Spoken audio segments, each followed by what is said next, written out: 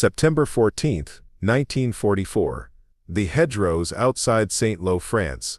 Staff Sergeant Michael Hargrove pressed himself against the earthen wall, his breath coming in shallow gasps that had nothing to do with the sprint he'd just completed.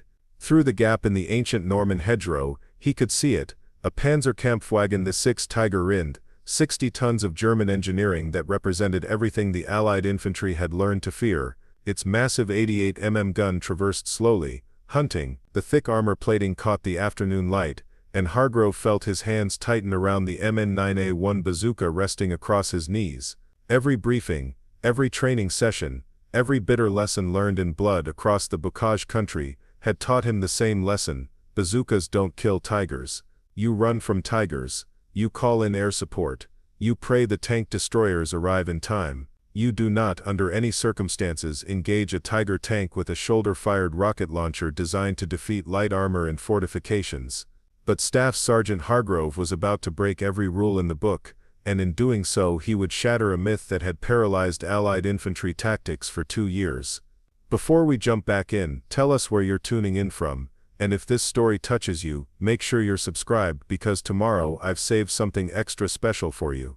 What Michael Hargrove didn't understand in that moment, crouched in the dirt with his hands trembling and his heart hammering against his ribs, was that he was holding the solution to a problem that had plagued Allied armor doctrine since the Tiger's debut in Tunisia in 1942. The mathematics of anti-tank warfare had always been brutally simple: armor thickness versus projectile penetration, kinetic energy versus steel plate.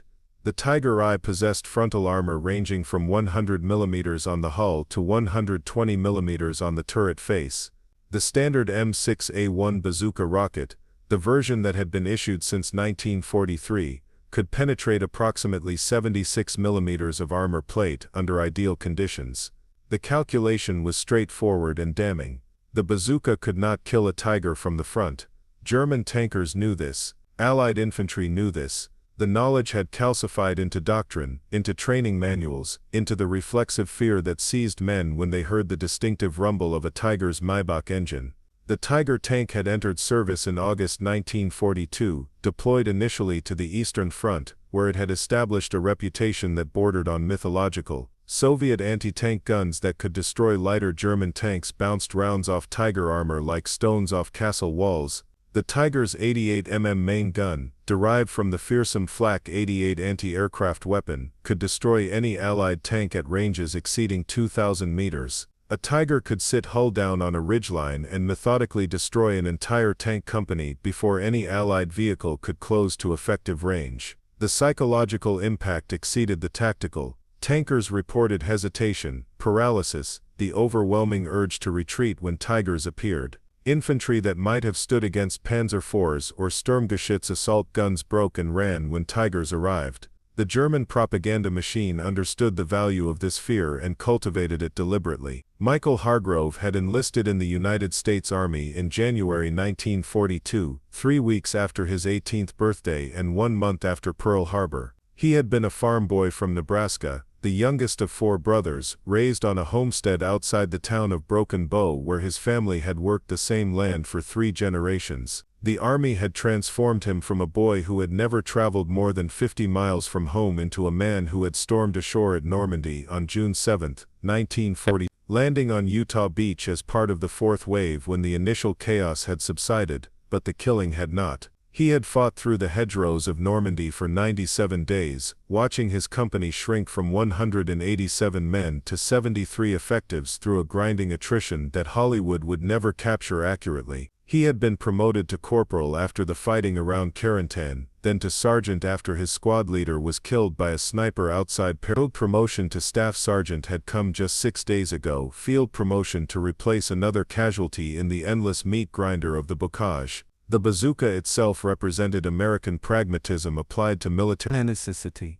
Officially designated the M1A1 rocket launcher in its original form, the weapon had been developed in 1942 as a response to reports of German armor superiority. The name bazooka had come from its resemblance to a musical instrument used by radio comedian Bob Burns, a jury-rigged contraption made from pipes that produced comical sounds. American soldiers had immediately applied the nickname to the new weapon, and it had stuck despite official disapproval. The original M1 bazooka had been rushed into production and shipped to North Africa, where it had proven marginally effective against Italian tanks and early model German Panzerkampfwagen and IVs. But the weapon had serious shortcomings. The rocket motor often misfired. The electrical fire system was unreliable. The shape charge warhead, while revolutionary in concept, frequently failed to detonate properly. Most critically, its penetration was insufficient against the newest generation of German armor. The M9A1 model that Hargrove represented the third major iteration of the bazooka design.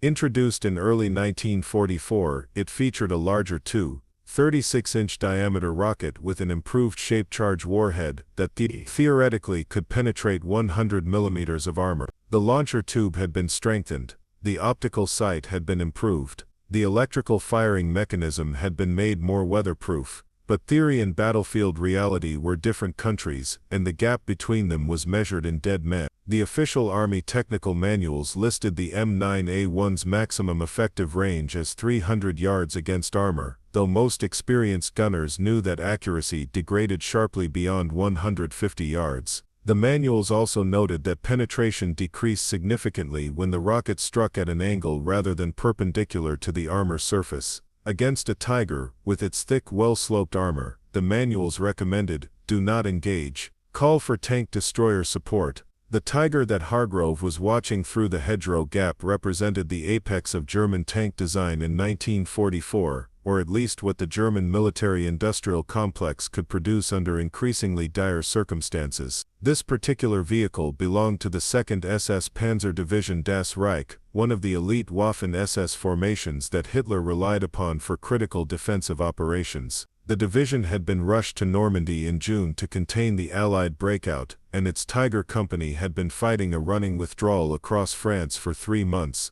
The tank commander, Oberscharfer Kraus Richter, was a 32-year-old veteran who had served in Tigers since their introduction to the Eastern Front. Preparing and narrating this story took us a lot of time, so if you are enjoying it, subscribe to our channel. It means a lot to us.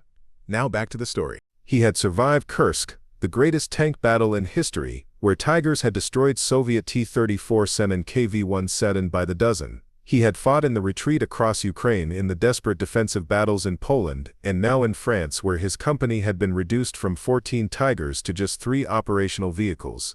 Richter's Tiger bore the scars of continuous combat. Spare track links were welded to the frontal armor as additional protection. The Zimmerit anti-magnetic paste coating the hull had been partially burned away by a near miss from an Allied fighter bomber. The left fender was crumpled where another Tiger had sideswiped it during a night withdrawal. But the vehicle remained fundamentally intact, its armor unbreached, its main gun operational, its Maybach HL-230 engine still capable of pushing the 60-ton beast to a top speed of 38 km per hour on roads. Inside the cramped, noisy, oil-smelling interior, Richter and his 4-man crew represented the institutional knowledge of the Panzerwaffe, lessons learned in blood across 2 years of increasingly desperate defensive warfare. The context that had brought Richter's Tiger and Hargrove's bazooka team to the same hedgerow-lined lane outside St. Lo was the grinding collapse of German defensive positions across Normandy. Operation Cobra, launched on July 25, 1944, had finally broken the stalemate in the bocage. American armored divisions had poured through the gap, racing south and east in an exploitation that threatened to encircle the entire German 7th Army. Field Marshal Günther von Kluge, commanding German forces in the west, had attempted a counterattack at Mortain on August 7,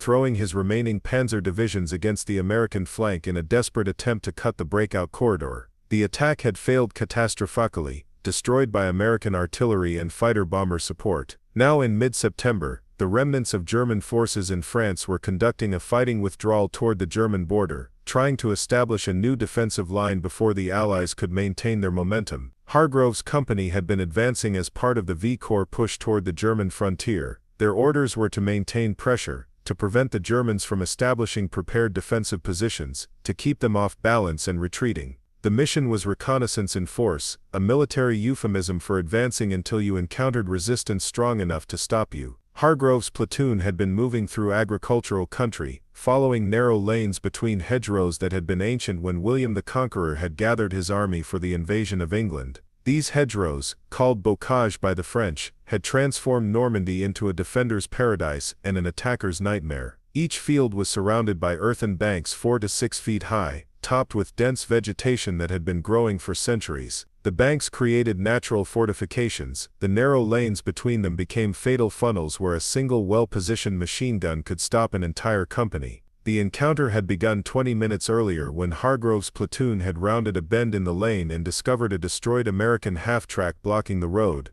The M3 half-track had been part of a reconnaissance element that had pushed ahead earlier that morning. Now it sat motionless, its engine compartment torn open by what had clearly been an 88mm armor-piercing round. Two bodies lay beside the vehicle, covered with blankets by someone who had come through after the ambush. The platoon commander, Lieutenant James Keller, had ordered the platoon to deploy into the hedgerows on both sides of the lane while he radioed for instructions. That was when they had heard the Tiger, the distinctive deep rumble of its engine carrying clearly through the still afternoon air. German tanks had different sounds than American vehicles, something about the engine note and the squeak of their tracks that experienced soldiers learned to recognize instantly. Keller had made the tactically sound decision to withdraw and call for tank destroyer support. The M10 and E-36 tank destroyers, with their high-velocity 76mm and 90mm guns, had a fighting chance against Tigers if they could engage from a hull-down position or catch the German tank from the flank. But withdrawal required movement, and movement along the lane would expose the platoon to the Tiger's gun.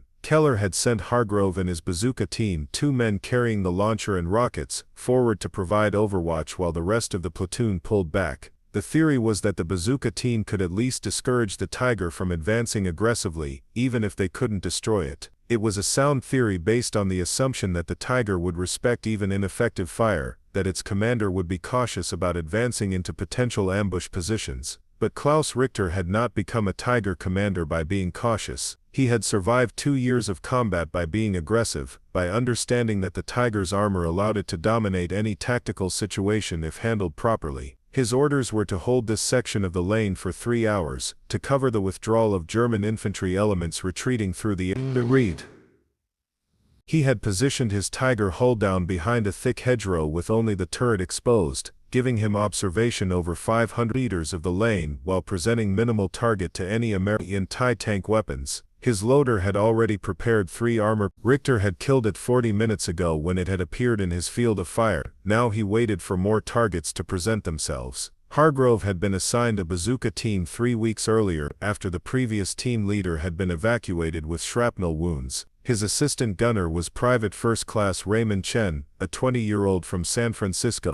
Asinidius los at free was proges, bestuttered in cordis. The critical factor in shape charge effectiveness was standoff distance, the gap between the warhead and the target at the moment of detonation. Too close, and the jet wouldn't form properly. Too far and it would dissipate before improperly. Too far and it would dissipate before impact. The bazooka rocket was designed to detonate on contact, its piezoelectric fuse triggering the instant the nose struck the target. Hargrove had fired bazookas in training exactly 7 times, expending 7 precious rockets against stationary targets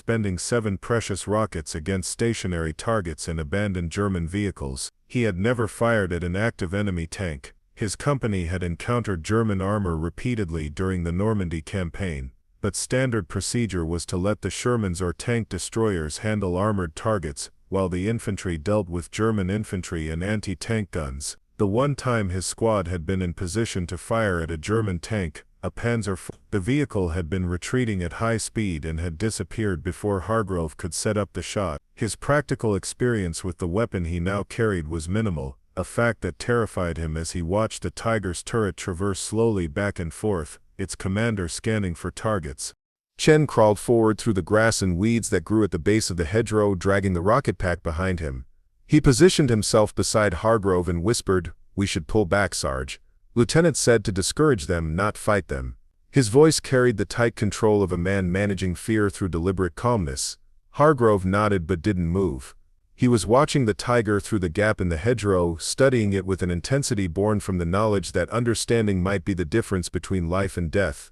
The Tiger was positioned approximately 180 yards away, its hull concealed behind the hedgerow but its turret fully visible. The massive gun tube pointed almost directly at Hargrove's position, though he was fairly certain the German crew hadn't spotted them yet. The turret moved in small increments, searching, the commander probably scanning with binoculars through his cupola hatches. What Hargrove was observing, though he didn't realize it yet, was the Tiger's fundamental vulnerability masquerading as strength. The tank's armor was thickest on the frontal arc, designed to defeat anti-tank guns firing from ahead. The turret sides were thinner, only 80 mm, and the rear was thinner still at 82 mm. The top armor, designed only to defeat artillery fragments and small arms fire, was just 25 mm thick. German tank doctrine assumed that enemy fire would come from roughly the same horizontal plane as the tank itself, from other tanks or anti-tank guns positioned on or near ground level. The possibility of fire coming from elevated positions, from aircraft or from infantry positioned in trees or buildings, had been considered but not fully addressed in the armor layout. The Tiger's commander cupola, the raised observation post where Klaus Richter now stood with his head and shoulders exposed, was particularly vulnerable. Chen whispered again, urgency creeping into his voice, "Sarge, we need to move. If he spots us, that 88 will cut right through this hedgerow." It was true. The Tiger's main gun could fire high explosive rounds that would demolish the earthen bank they were hiding behind, or armor-piercing rounds that would pass through it as if it weren't there. Hargrove made a decision that was part calculation, part instinct, and part the irrational fatalism that sometimes seized men in combat. "Load a rocket," he said quietly. Chen stared at him. "You can't be serious. That's a Tiger. Bazookas don't kill tigers." Hargrove kept watching the tank. "Load the rocket, Ray. I've got an idea." Chen's hands shook slightly as he extracted a rocket from the pack, removed the protective cap from the warhead, and inserted the rocket into the rear of the bazooka tube. He made sure the electrical contact was secure, then tapped Hargrove's shoulder twice to signal ready. Hargrove raised the bazooka to his shoulder, a motion that had become automatic through repetition and training. The weapon was surprisingly light, just 13 pounds empty and 16 with a rocket loaded.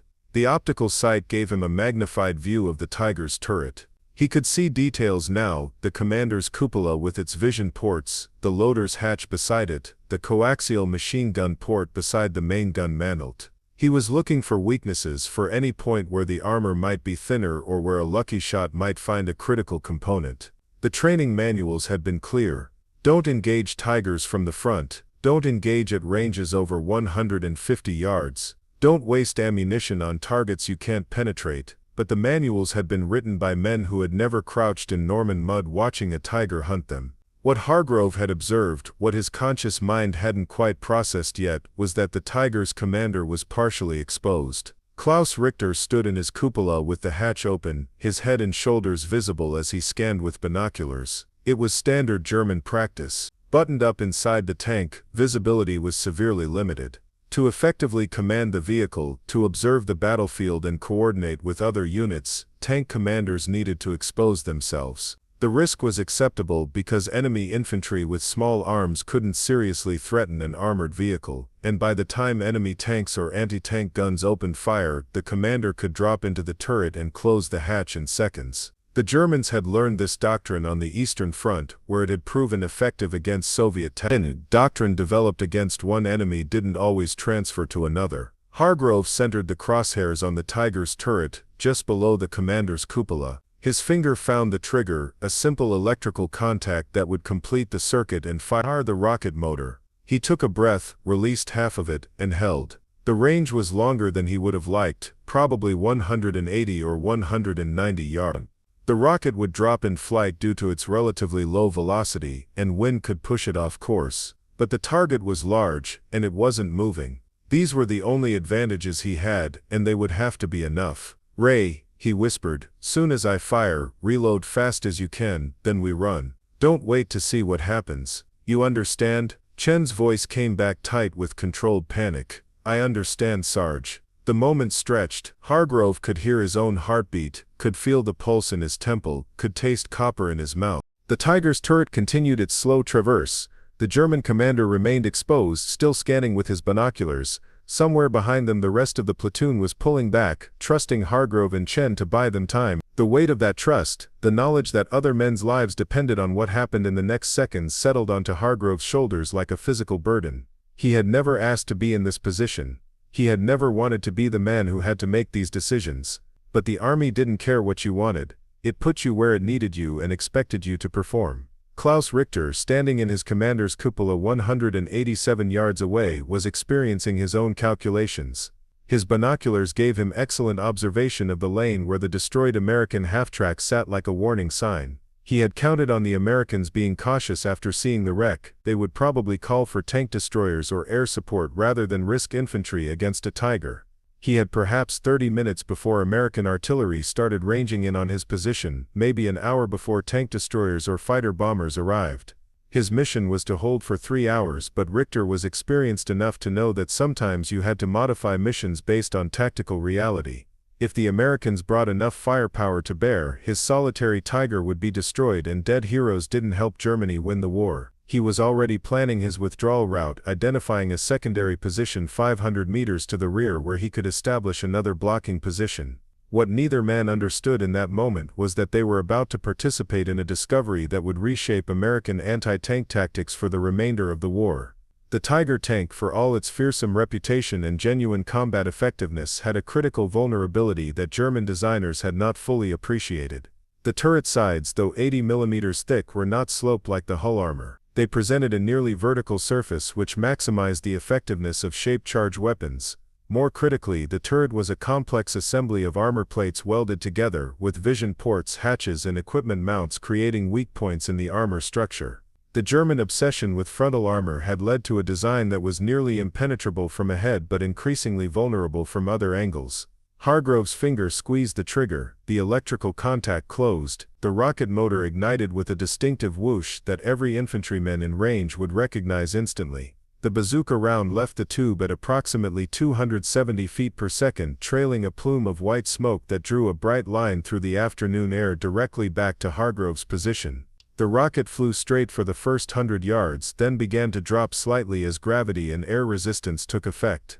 The shape-charge warhead, spinning slowly to maintain stability, tracked toward the Tiger's turret. Flight time was approximately 1.5 seconds, an eternity measured in heartbeats. Chen was already extracting the second rocket from the pack, his hands moving with automatic precision despite the fear coursing through him. Klaus Richter saw the smoke trail the instant the rocket launched. Years of combat experience triggered instantaneous reactions. He dropped into the turret, his hands reaching for the hatch above him to slam it closed. His voice shouted into the intercom, "Panzerfaust, left flank," using the generic German term for anti-tank rockets. His gunner, Hans Vogel, began traversing the turret toward the threat, but the Tiger's turret traverse was slow, driven by a hydraulic system that took approximately 60 seconds to rotate the turret a full 360 degrees. They needed perhaps 4 or 5 seconds to bring the main gun to bear on the American. They didn't have 4 or 5 seconds. The M6A3 rocket struck the Tiger's turret approximately 8 inches below the commander's cupola, almost exactly where Hargrove had aimed.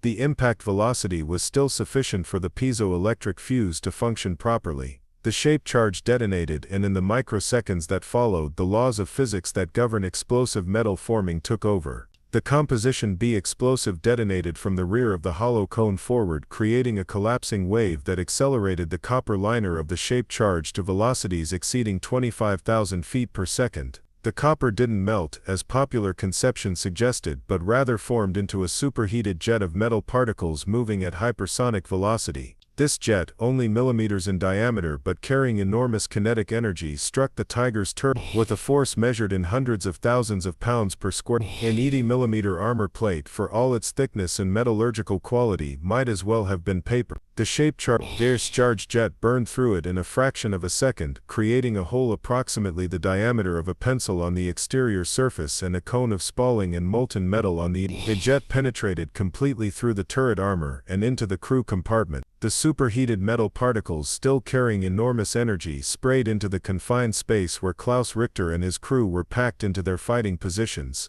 Richter, who had just dropped from the cupola and was still reaching for the hatch, took the full force of the penetration. The particles struck him in the upper chest and neck, killing him instantly. Hans Vogel, the gunner, was partially shielded by the gun breech but caught fragments that severely wounded him. The other crew members, momentarily stunned by the noise and pressure wave from the explosion, realized that their tank had been penetrated. What happened next happened fast. The loader, understanding that the Tiger was disabled and the commander was dead, immediately began the process of abandoning the vehicle. German tank crews trained extensively for emergency evacuation because tanks once penetrated had a tendency to catch fire or explode as stored ammunition cooked off from the heat. The driver and radio operator seated in the hull began their own evacuation through the hull hatches. Hargrove and Chen, who had been preparing to run the instant after firing, instead found themselves watching in stunned amazement as the Tiger's crew began bailing out. Chen had a second rocket loaded and was halfway through handing it forward when Hargrove held up his hand. "Hold on," he said quietly. "I think we got them." The German crew members who emerged from the Tiger were clearly in shock. The loader stumbled as he climbed down from the turret, his movements uncoordinated. The driver and radio operator appeared from the hull hatches and immediately began running toward the rear, abandoning the tank without even attempting to retrieve their dead commander or wounded gunner.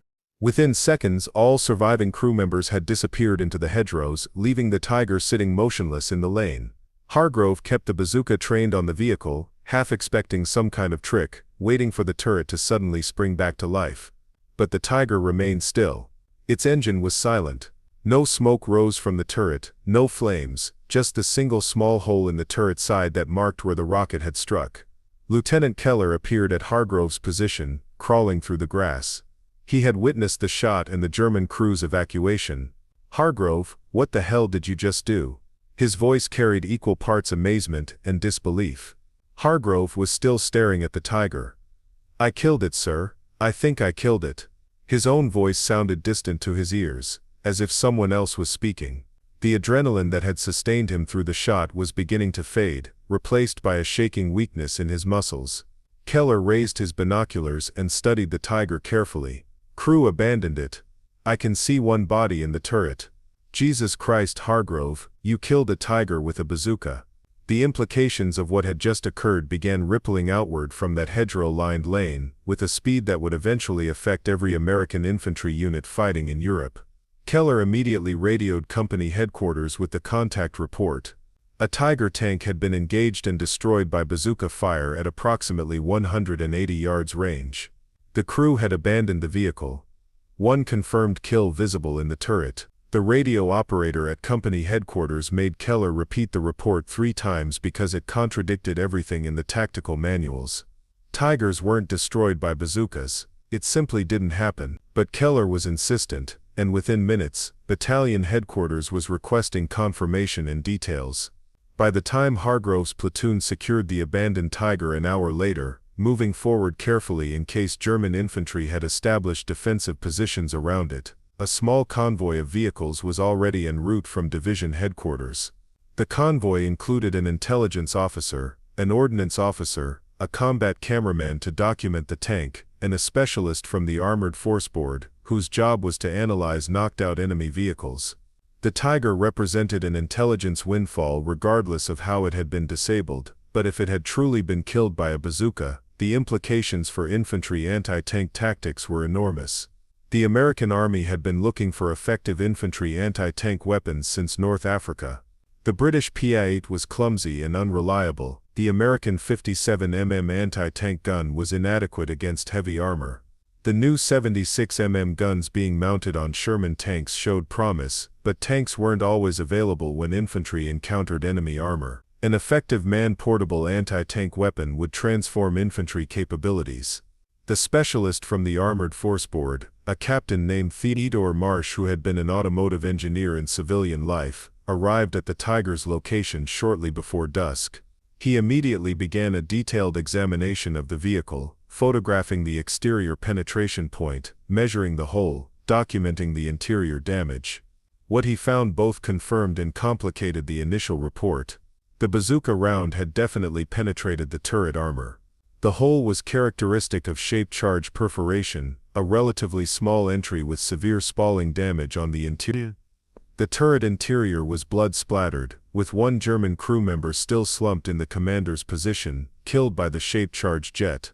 But Marsh also noted something crucial: the penetration had occurred on the turret side, not the frontal armor. The side armor was 80 mm thick compared to the 100 mm frontal armor. Moreover, the rocket had struck at almost perfect perpendicular angle, maximizing its effectiveness. Captain Marsh interviewed Hargrove extensively that evening, going through every detail of the engagement. The range approximately 180–190 yards. The target a stationary Tiger in a hold-down position with its turret exposed. The point of aim, just below the commander's cupola on the turret side. The angle of engagement, almost perpendicular to the armor surface. Marsh asked Hargrove why he had aimed at that specific point, and Hargrove's answer was telling. "I was aiming for the commander, sir. I figured even if I couldn't kill the tank, maybe I could get him." The admission revealed both tactical sophistication and the kind of improvisation that characterized good infantry soldiers. Hargrove hadn't been trying to achieve what the manuals said was impossible. He had been trying to kill the enemy commander, and had accidentally discovered that the bazooka could penetrate Tiger armor under the right conditions. The report that Captain Marsh submitted to Armored Force Board headquarters was marked urgent, and bypassed normal distribution channels. Within 48 hours, copies had reached Supreme Headquarters Allied Expeditionary Force, 1st Army Headquarters, and the office of General George Patton, commander of 3rd Army. The report's conclusions were carefully worded but revolutionary. Under specific conditions, including engagement from the flank at ranges under 200 yards with perpendicular impact on the turret side armor, the M9A1 bazooka with M6A3 rocket could achieve penetration of Tiger I tank armor. The report recommended immediate dissemination of this information to all infantry units, and suggested modifications to anti-tank doctrine. Perhaps most significantly, Marsh recommended development of improved rockets with greater penetration capability and training programs to teach infantry how to engage heavy tanks with bazookas when circumstances permitted. The tactical implications cascaded through the Army's institutional structure. Training manuals were revised to include flanking attacks on heavy tanks as a viable bazooka tactic. Infantry companies received additional bazooka instruction focused on target identification and weak point location. The Ordnance Department accelerated development of improved bazooka rockets, including the M6A5 with enhanced penetration and the experimental M28 with a larger warhead. But perhaps the most significant change was psychological. The myth of Tiger invincibility had been shattered not by bigger tanks or heavier guns but by a 19-year-old staff sergeant from Nebraska who had made a split-second decision to fire when doctrine said he should retreat. Michael Hargrove was awarded the Silver Star for his action, presented in a brief ceremony at battalion headquarters 3 days after the engagement. The citation praised his courage and tactical initiative in engaging and destroying an enemy heavy tank, noting that his actions had prevented enemy interference with friendly operations and had demonstrated the effectiveness of available weapons against previously considered invulnerable targets. Hargrove accepted the medal with the quiet embarrassment common to men who had done something extraordinary in circumstances where extraordinary was simply what the situation demanded. He told the battalion commander that he had just been trying to protect his platoon, that he hadn't really expected to knock out the Tiger, that he had gotten lucky. The battalion commander's response became part of Hargrove's service record. "Son, the Army doesn't give medals for luck. You saw an opportunity, you took a shot that doctrine said wouldn't work and you killed a Tiger tank. That's not luck. That's initiative, and it's exactly what we need more of." Private First Class Raymond Chen, who had loaded the fatal rocket and maintained his position despite overwhelming fear, received the Bronze Star for valor. His citation noted his coolness under fire and his support of his team leader during critical combat operations. For Chen, whose family remained in an internment camp while he fought for a country that had imprisoned them, the medal carried complex emotions. He was proud of his service, grateful to Hargrove for treating him as an equal, and bitter about the irony of receiving a medal for defending American values while his parents sat behind barbed wire in the California desert. He would carry that bitterness for the rest of his life, though it would be tempered by the knowledge that he had proved his loyalty in the most definitive way possible. The captured Tiger itself became a propaganda asset and training tool. After being examined by intelligence and technical specialists, it was shipped to the Aberdeen Proving Ground in Maryland where it joined a collection of captured enemy vehicles used for testing and evaluation. American ordnance engineers fired bazookas at it repeatedly, documenting penetration angles, optimal ranges and vulnerable points. The tests confirmed Marsh's field observations. The bazooka could penetrate Tiger side and rear armor at ranges up to 200 yards when striking at favorable angles. Frontal armor remained effectively invulnerable to bazooka fire. The testing led to development of training aids, scale models and recognition guides that helped infantry soldiers identify Tiger weak points and understand engagement geometry. The German response to reports of Tigers being knocked out by bazookas was a mixture of disbelief, investigation and tactical adjustment. Hargrove squeezed the trigger. The rocket streaked across the gap, trailing white smoke. It punched through the Tiger's turret side like paper, the shaped charge jet incinerating everything inside. Richter died instantly. The crew bailed out in panic, abandoning their invincible fortress. Hargrove stared, stunned. He had just killed a Tiger with a weapon everyone said couldn't do it. Within hours, his report reached Supreme Headquarters. Captain Marsh confirmed the impossible: bazookas could kill Tigers from the flank. Doctrine changed overnight, training manuals were rewritten. The myth shattered, infantry no longer fled from Tigers, they hunted them. Hargrove received the Silver Star 3 days later. Chen got the Bronze Star, but the real victory wasn't medals, it was knowledge. American soldiers learned Tigers had weaknesses.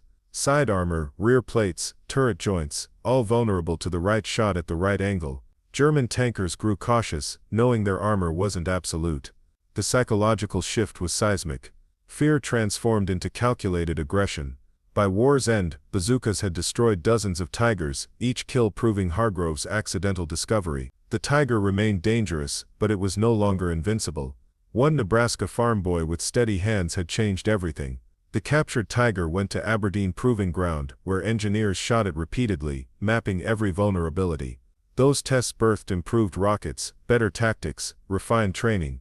Hargrove survived the war, returned to Nebraska, and rarely spoke of that September afternoon. He never considered himself a hero, just a soldier who took the only shot available, but military historians would remember him differently.